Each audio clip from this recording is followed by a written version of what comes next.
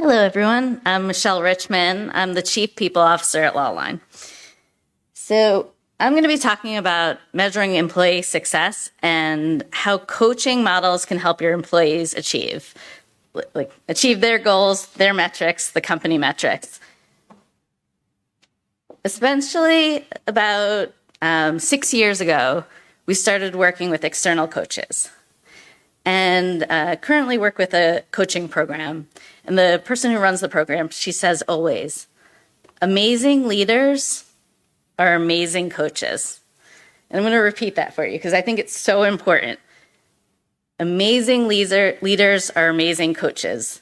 And first I want to poll the room and also online. How many people here manage at least one person?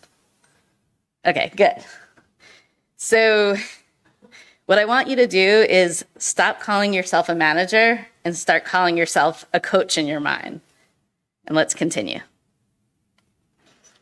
Okay, so recently we had Greg Gallant come speak to our leadership team. He's the founder and the CEO of Muckrack, which is an online platform for the media.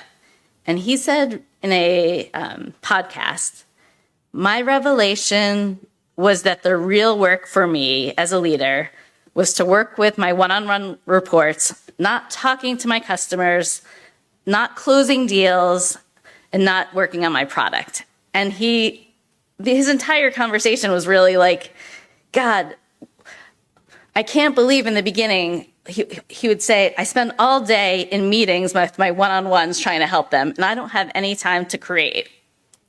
And so he felt like, he was wasting his time. And then he stepped back and realized his time with his one-on-ones and his coaching of them was the most important thing he could do as a leader of a company, as a manager. And you let the people you hire, the smarter people who are working on it, create the product and do the sales, and you work on helping them. Okay, why coaching? Coaching helps your team succeed. Coaching's directly connected to employee growth. And what's really interesting is if you look at retention studies and you ask why employees stay at a company or why they leave, it's about their growth. They say their own growth over salary and bonuses is more of a reason of why they're going to stay. The second thing is coaching helps employees stay aligned and focused on achieving company, financial, and annual goals. You're going to be working with them on a weekly basis and helping them connect to what the entire process is. Finally, as a manager, it's going to make your job a lot easier. Coaching increases an employee's autonomy so that leaders can focus on the initiatives that have more of an impact for the company instead of what you might have been doing, which was jumping in and trying to solve everybody's problems. All right. How can you be a successful coach? And anyone can do this. You don't have to be trained as a coach. The number one thing, be curious. And what does be curious mean? Anyone in the room, what do you think be curious means? Kelly? Learn about them. Be involved in their day-to-day. Yes. And exactly the most important thing in being curious is what I'm doing right now. When people say something in the Sure. Learning about them. Learning about them and being engaged. But what I'm also saying is what I'm doing now. Ask them questions. Yes. Ask them questions, says Jesse from PLI. Ask questions, ask questions, ask questions. Do not give them the answers. That's being curious. It feels like you want to give them the answers. It feels like that's going to be quicker, but not in the long run. And that's what I mean when I say the second part. The second most important part is your job is to help your team keep their commitments. Your job is not to hold them accountable. For years I've been managing, and I thought my job was to tell everyone, this is what you're supposed to do. This is when you're going to do it, and no, you're not doing it right. And guess what? They did it right once after that, and then the next 15 times it was wrong again because they didn't figure it out. Your job as a leader, your job as a coach, is to help them understand what they're capable of. You're not just letting them go and figure it out. Your job is to tell them what their strengths are and work with them. And the third part of this is the most important. Your thoughts and your beliefs affect everything. So you should work with your employees to understand the power of their thoughts and the beliefs in achieving their intended results. And once they understand what they're capable of, they'll be able to continue it. Okay. I've learned from my previous program that there's way too many bullet points on the slide. But the main program is, it's really easy to set up a coaching program. And this is just, how do you do it? Okay, the first thing, you should meet with your team members for at least 30 to 60 minutes each week. I remember years ago when we started this and I was like, absolutely not. I do not have the time to that. I don't even have the time to do what I'm currently doing. And I was shocked how much these meetings actually streamlined so many other additional communications, whether they were emails or Slack communications or additional meetings just to talk about things. Like, imagine the freedom of knowing that you have a one time every week that you're going to either speak with the person who is your leader, your manager, or someone who works for you. It changes everything. The second thing is, in advance, prepare. You should have a way to communicate. We use Trello boards where we talk about what are we going to discuss and where are the stucks. Where are the stucks that you have as a manager and where are the stucks you have as an employee? This essentially, you're focusing on alignment on every part of the employee and the company. And here's the most important part, and here's where we fail the most. Coaching is not about a status update. You're going to want to talk to the person who works with you so much about what they're doing, because maybe your department meeting isn't till a whole nother week. Don't do it. If it's a status meeting, then you're not getting to the essence, you're not coaching them.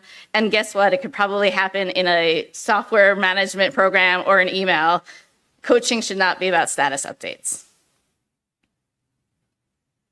Okay. Part one of coaching is alignment on goals. So we have 4 ways that we stay aligned at Lawline. The first is a role scorecard. Every role has outcomes, has KPIs, and competencies. We track our metrics that we talk about as a company. We have KPI and OKR dashboards, which are outcome key results. And we also have quarterly function OKRs. And we have company core values. That sounds like a lot. Why are we talking about this at every coaching? Okay, your employee is doing a very specific, they're working on booking a program. They're working on booking 15 programs. It's your job to connect them every week to the bigger picture. How are they impacting the company? How are they impacting employees' lives? If they feel alone in what they're doing, they're not going to grow, and then they're going to feel overwhelmed. When you connect them and what they're doing to the entire picture, they have what I think is one of the most important parts of ownership, of coaching, which I just said it away, is ownership. Coaching allows your employees to feel ownership of what they're doing because they know how it's connected to the bigger picture. The second part, which is a little more intangible, is alignment on your employee's mindset.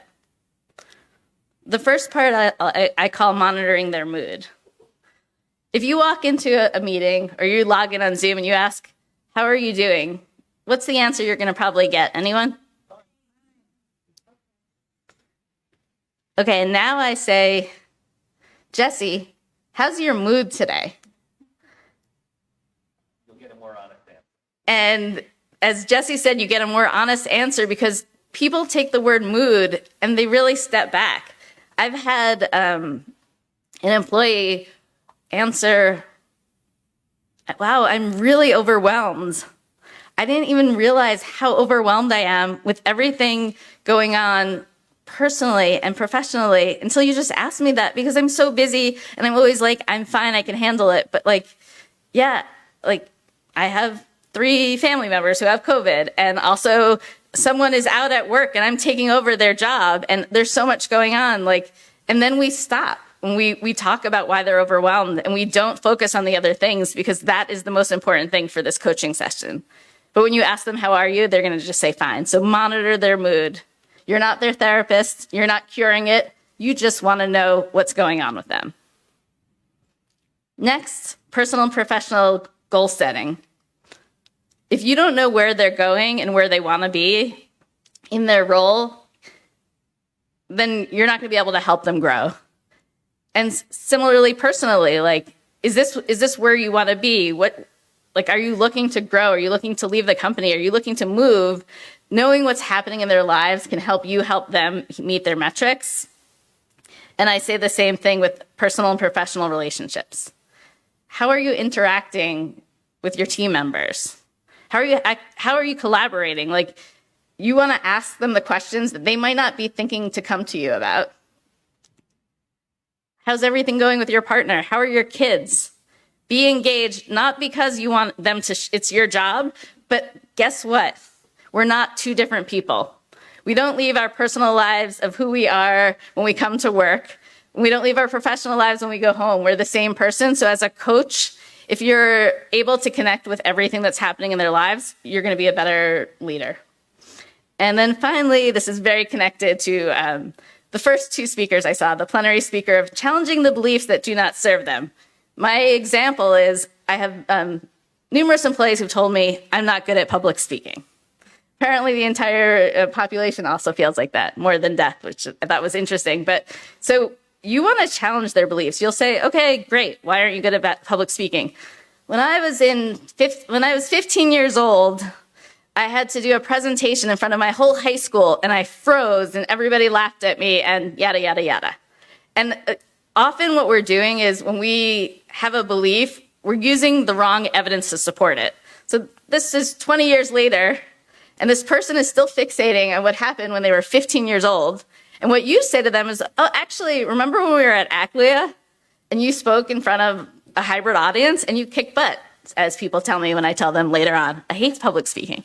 But yeah, so you redirect the evidence that they're using, and then that leads them to success.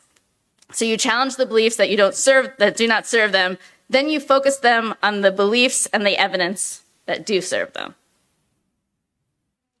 Yes, sure.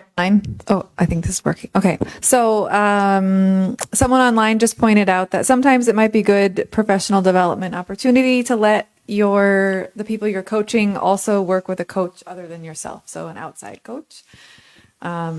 You can add any thoughts you might have on that. And then the next slide. It's very exciting. Great. Perfect. And then this is backing up a little bit, but for lay people, can you please define KPIs and OKRs? Okay. I said OKRs wrong before. It's OKR is objective and then key results.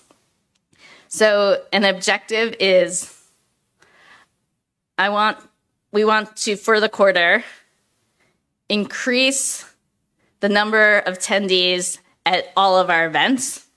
A key result for that is we have increased our attendance by 20%. So the objective is aspirational. The key result is always attached to some kind of number or metric. And similarly, like a KPI for your own role is a key performance indicator. So I'm the chief people officer. My outcome for my scorecard is to have highly engaged, let's say, employee base. And then what I'm looking at for my KPI, what are my retention metrics? How am I doing in my employee satisfaction surveys? And how long does it take me to hire an employee? So those are an example of that. And then as far as outside coaching, did you have another question before I get to this? Okay.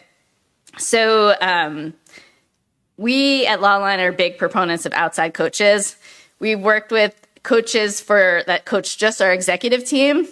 And now what we're doing is we're working with a company that is coaching all of our executives personally that go through a 10-week program, because we started this, and repetition we hear is amazing leaders are amazing coaches, or is it amazing coaches are amazing leaders? So we want our leaders to be the best coaches that they can be, and part of that is investing in them to work with external coaches who can actually help them on a more personal level than we can as an overall. So I'm a big proponent of that. But I think first you have to embrace coaching and you have to set up the program in your company. And once the company is set up to actually understand the value of coaches, and then you invest in your leaders. And we're also going to be investing in our employees in a online type of coaching program soon. So everyone should benefits from coaches internally and externally. It's always good to have an outside perspective. And then the final way is to measure employee success and connect this is something we started this year. We stopped our reviews. We used to have once a year reviews. Then we had twice a year reviews. Now we have what we call quarterly coaching check-ins because we see it as an extension of the weekly coaching. So you're going to focus on a couple of things. What are they not achieving that they want to achieve? Are they working on the most important thing to meet their scorecard outcomes?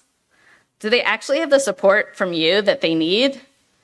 And what skills do they think and that you think they need to actually achieve their metrics and their goals?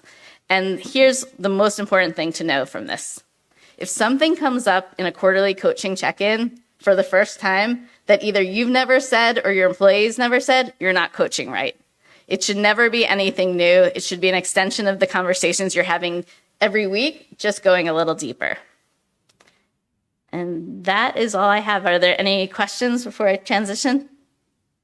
Okay, thank you. All right. Hello, everyone. I'm Stephanie.